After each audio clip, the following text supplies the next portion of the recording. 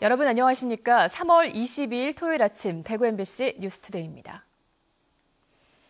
대구와 경북 지역은 오늘 맑은 가운데 낮부터 기온이 많이 오르겠습니다. 아침 최저기온은 대구가 0.9도, 영천 영하 4도, 구미 영하 2도, 안동 영하 3.9도 등으로 어제보다 4, 5도가량 떨어져 춥습니다. 하지만 따뜻한 남서풍이 유입되면서 기온이 올라 대구의 낮 최고 기온은 19도, 포항이 17도 등으로 어제보다 높겠습니다. 내일도 맑고 대구 낮 기온 22도 등으로 포근해서 나들이 하기에 좋겠습니다. 자유무역 협정인 FTA가 잇따르면서 축산 농가가 생존의 기로에 서 있다는 소식 최근에 전해드렸습니다만 사료값 상승과 속값 하락으로 적자가 누적되고 또 시장 개방 파고에 밀려 아예 문을 닫는 한우 농가가 경북도 내 10%를 넘고 있습니다. 박재영 기자가 한우 농가의 현실을 취재했습니다. 7곳군 지천면의 한우 사육 농가, 축사 내부가 텅 비어 있습니다. 최근까지 소를 키워 먹인 흔적들이 먼지와 함께 쌓여 있습니다. 불과 5개월 전 43마리였던 소가 지금은 6마리로 줄었습니다. 사료값 상승과 속값 하락, 각종 FTA 체결로 인한 소고기 수입 여파 등으로 늘어나는 적자를 감당하지 못하고 지난해 9월 한우 폐업 신청을 한 겁니다. 평생을 해오던 업인데 폐업을 하려니까 마음은 안 됐지만 그 늘어나는 빚을 감당을 못하니까 어쩔 수가 없습니다.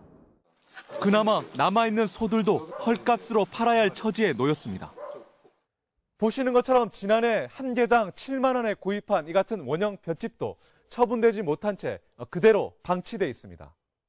경북 지역에서 지난 한 해 한우 폐업 신청을 한 농가는 3,780여 곳, 전체 3만 3천 농가의 10%를 넘습니다. 폐업만으로도 살 길이 막막한 농가들은 앞으로 각종 대출 자금을 갚느라 폐업 지원금을 대부분 써야 할 상황으로 내몰리고 있습니다. 빚을 내어 썼던 부분을 먼저 갚아야 되는 부분입니다.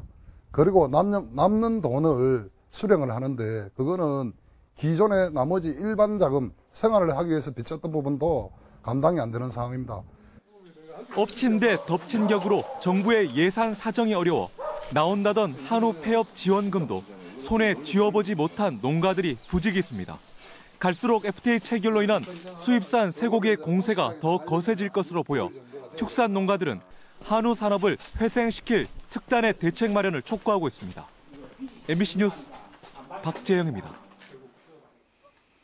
대구시가 지역문화 활성화를 위해서 공연장에 상주하는 예술단체에 보조금을 지원하고 있지만 대구시의 엉터리 감사 탓에 한 공연장이 보조금 심사에서 탈락한 것으로 드러났습니다. 도성진 기자가 취재했습니다.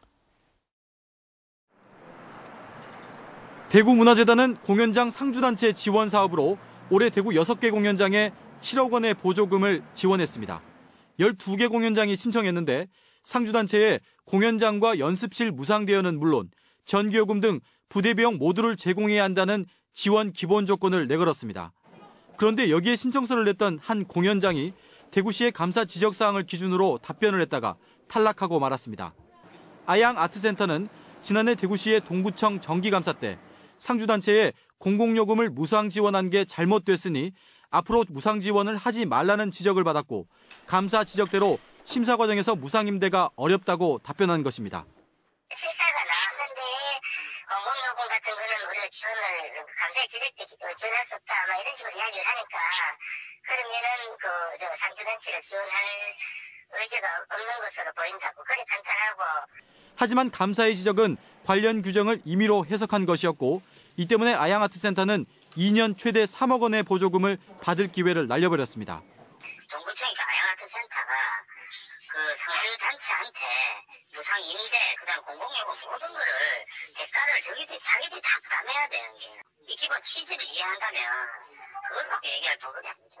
이에 대해 대구시는 감사 과정에 일부 잘못이 있었음을 시인하고 재심의를 통해 문제를 바로잡겠다고 밝혔습니다.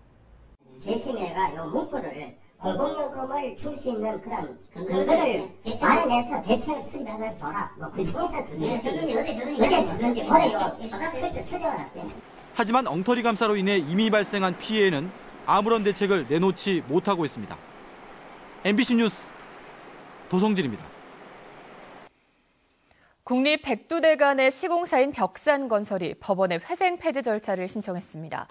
다음 달에 파산 선고가 내려질 것으로 보이는데 내년 10월 봉화군에 문을 열 예정이던 국립 백두대간 수목원 조성에 차질이 우려됩니다. 정윤호 기자가 보도합니다.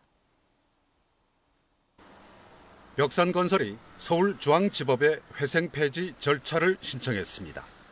재작년 6월 1차 부도와 함께 회생 절차를 개시한 지 1년 8개월 만입니다. 벽산건설은 그동안 3차례에 걸쳐 인수합병을 시도했지만 모두 무의로 끝났고 다음 주 법원의 회생 절차 종료 결정이 내려지면 그로부터 15일 이내에 파산 선고를 받습니다. 벽산건설 파산이 임박했다는 소식이 알려지면서 수목원 공사 현장은 장비와 인력이 모두 철수한 가운데 일주일째 공사가 중단돼 있습니다. 벽산은 백두대간 수목원의 전체 공정 2,500억 원 가운데 700억 원 규모의 토목과 건축, 조경 공사를 수주했습니다. 재작년 3월부터 공사에 들어갔지만 석 달 만에 1차 부도를 맞았고 이후 회생 절차에 들어가 지금까지 43%의 공사를 진행했습니다. 남은 공사는 절반 정도. 발주처인 산림청은 벽산건설의 파산에 대비해 공동수급사의 연대 시공 또는 대체 시공을 협의하고 있습니다. 벽산을 포함한 3개 컨소시엄사가 공동수급사로 들어갔기 때문에 나머지 벽산이 파산 선고를 받으면 나머지 3개사가 지분을 나누어서 공사 현장을 이어서 하도록 그렇게 되어 있습니다. 산림청은 장비 임대료와 자재비 같은 벽산건설의 부채 규모를 파악해서 교체될 시공사에 인계하는 방안도 검토하고 있습니다.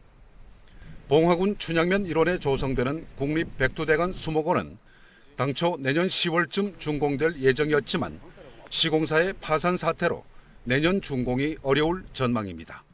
MBC 뉴스 정윤호입니다. 대구의 아파트값 상승세가 둔화된 반면 전세값은 더 올랐습니다. 한국감정원이 지난 17일 기준으로 전국의 주간 아파트 가격 동향을 조사한 결과 대구는 0.11% 상승해 전국 평균인 0.07%보다는 많이 올랐지만 한 주 전과 비교하면 상승폭이 줄었습니다. 그러나 전세값은 0.22% 올라 한 주 전보다 더 많이 올랐습니다. 경북은 매매 가격이 0.14%, 전세 가격은 0.07% 올라 상승폭이 한 주 전보다 줄었습니다. 대구 문화방송이 보도한 공연장 상주단체 비리 의혹과 관련해 대구문화재단이 특별 점검에 나섰습니다. 대구문화재단은 아양아트센터의 상주단체가 보조금으로 인건비를 부당하게 집행하고 단체 선정 과정에 특혜 의혹이 제기된 만큼 오는 24일부터 2주 동안 해당 단체는 물론 최근 2년 동안 11억여 원을 지원받은 8개 상주단체를 일제 점검한다고 밝혔습니다. 문화재단은 점검 결과 보조금 부당 집행이 확인되면 문화체육관광부 지침을 토대로 고발과 환수 조치를 하고 3년 안에 보조금 신청을 금지하는 등 후속 조치를 할 계획입니다. 경북교육청은 내일 오후 2시부터 안동에 있는 경상북도 교육연구원에서 안동과 영주, 의성 등 경북 북부 지역의 학생과 학부모, 교사를 상대로 대학 입시정보 설명회를 개최합니다. 이번 입시정보 설명회에서는 EBS 대표 강사들이 참석해 올해 수능 전망과 EBS 수능 교재 활용법, 각 영역별 학습 전략, 또 자기주도적 수능 학습법에 대해서 정보를 제공합니다. 또 학생과 학부모들과의 질의 응답 시간을 통해 진학과 입시 전략에 대한 궁금증을 해소시켜줄 계획입니다. 프로야구 삼성 라이온즈가 오늘부터 이틀 동안 대구 시민운동장 야구장에서 NC를 상대로 시범 경기 마지막 홈 2연전을 펼칠 예정입니다.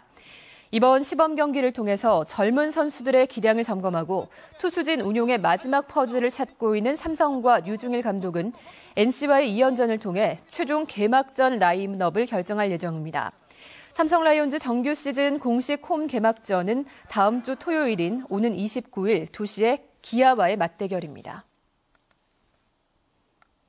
프로축구 대구FC의 2014 시즌 K리그 챌린지 개막 경기가 오늘 오후 2시 대구 스타디움에서 광주를 상대로 펼쳐집니다.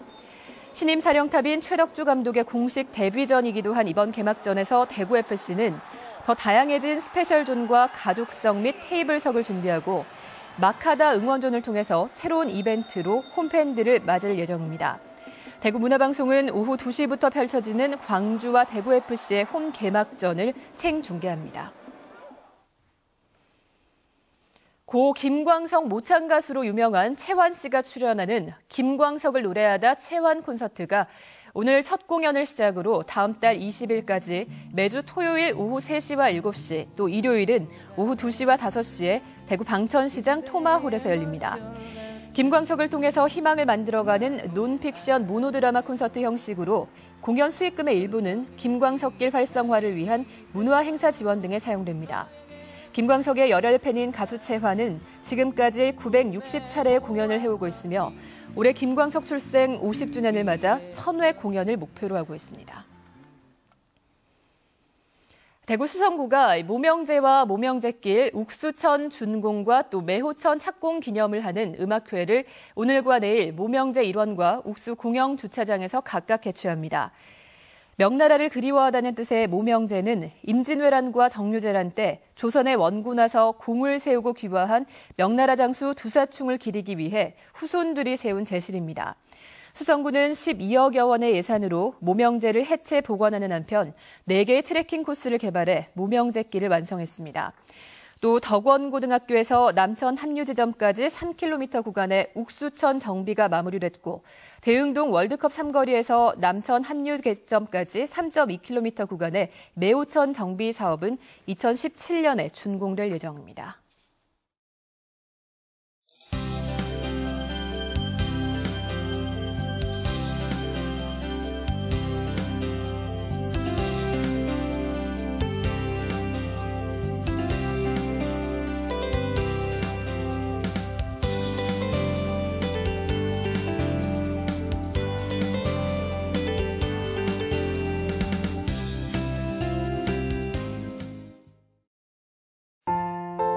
소리를 잃고 손가락을 잃었지만 희망만은 잃지 않았던 태경 씨에게 기프트카는 다시 설 수 있는 힘이 되어주었습니다.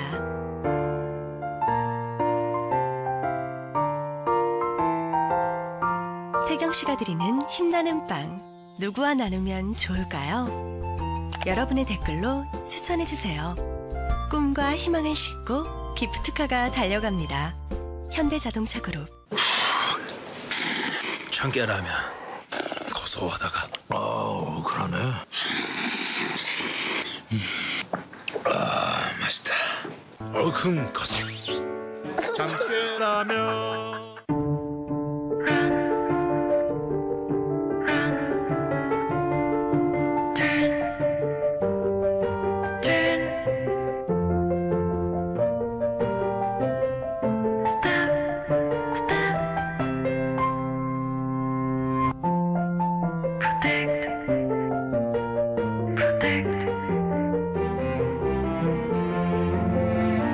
본질로부터 소나타. 토요일 아침 뉴스투데이를 마칩니다. 시청해주신 여러분 고맙습니다.